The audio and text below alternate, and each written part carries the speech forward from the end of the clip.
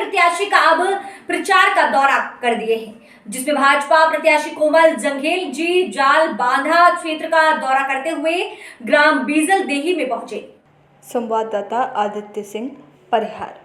खैरागढ़ विधानसभा के उपचुनाव के सभी प्रत्याशियों का अब प्रचार का दौर है, जिसमें भाजपा प्रत्याशी कोमल जंघेल जी जाल बांधा क्षेत्र का दौरा करते हुए ग्राम बीजलदेही में पहुंचे, जहां ग्रामीणों ने जोर शोर से स्वागत किया और ग्रामीणों में खुशी का माहौल देखने को मिला।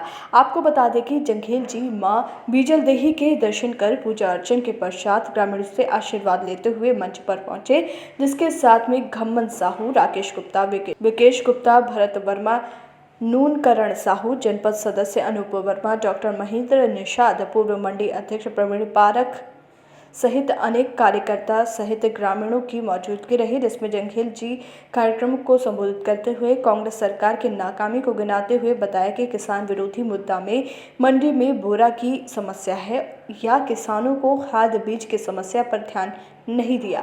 यहाँ तक आवास योजना का भी पैसा वापस कर दिया, जिससे कई लोग बेघर हो गए हैं। शराबबंदी के लिए गंगा जल लेकर संकल्प लेकर मुकर गया, चाहे शिक्षित बेरोजगारों को बेरोजगारी भत्ता हो या सब घोषणा पत्र में सिमट कर रह गया।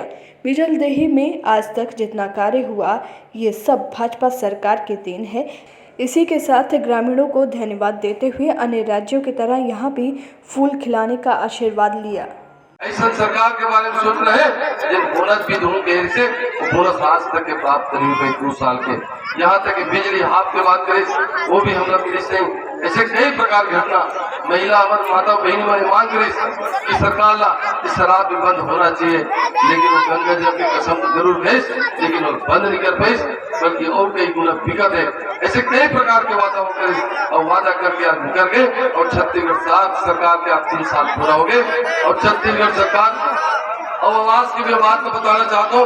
अधिक आवास के अध्यक्ष स्वीकृति हो रही से और केंद्र सरकार द्वारा पूरी पैसा आवास के लिए भेजने से, लेकिन आवास के पैसा वापस केंद्र सरकार वापस लेके कर सके कि आज वो पैसा का उपयोग नहीं करा दे।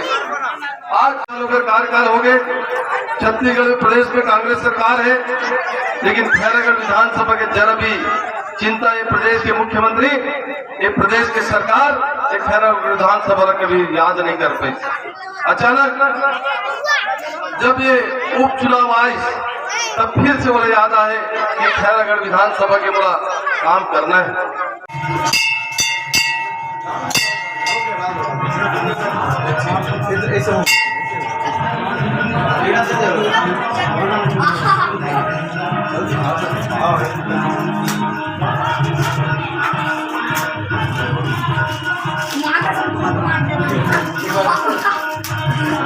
एक बार से सामने से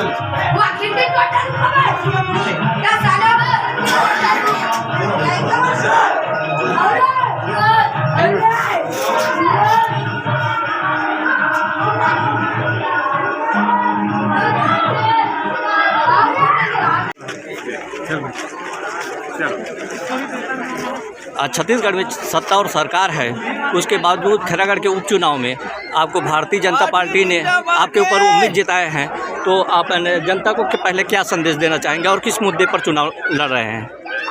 भारतीय जनता पार्टी ने इस उपचुनाव में मुझ पर विश्वास जताया है। इसके पीछे सबसे बड़े कारण है हमारे वरिष्ठ नेताओं का मुझ पर विश्वास और हमारे भारतीय जनता पार्टी कार्यकर्ताओं के द्वारा मुझ पर भरोसा, यही सबसे बड़ा आधार है। और मुझे फिर से उपचुनाव में चुनाव लड़ने का अवसर भारतीय जनता पार्टी ने दिया है।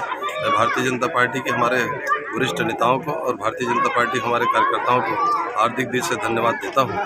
और हमारे इस चुनाव में प्रमुख मुद्दा तो छत्तीसगढ़ सरकार की गलत योजना का और उनके द्वारा किए गए वादा जिसको पूरा नहीं कर पाए, इस विषय को हम प्रमुख मुद्दा बनाकर काम कर रहे हैं। और जो आज प्रदेश की जो सरकार है उनकी जो नीति बहुत गलत है। जिस तरह से उनने धान खरीदने की जो बात किया था आज देख लीजिए धान तो ठीक से खरीदे नहीं, बल्कि बोरा के शॉर्टेज हुआ और किसान बहुत परेशान हुए सोसाइटी में। ये बड़ा दुर्भाग्य की बात है। इसके अलावा आप देख लीजिए किसानों का जो 2 साल का बोनस है वो भी नहीं दिए, बेरोजगारों को भत्ता मिलना था वो भी नहीं मिला, यहाँ तक कि बिजली हाफ भी करके बोले थे वो भी नहीं किया। और साथ ही साथ जो शराबबंदी की बात करके हमारे माता बहनों को जो छला, उसका भी एक बड़ा मुद्दा हमारे इस खैरागढ़ विधानसभा के उपचुनाव में है। ऐसे सारे विषयों को लेकर हम भारतीय जनता पार्टी कार्यकर्ताओं के साथ हम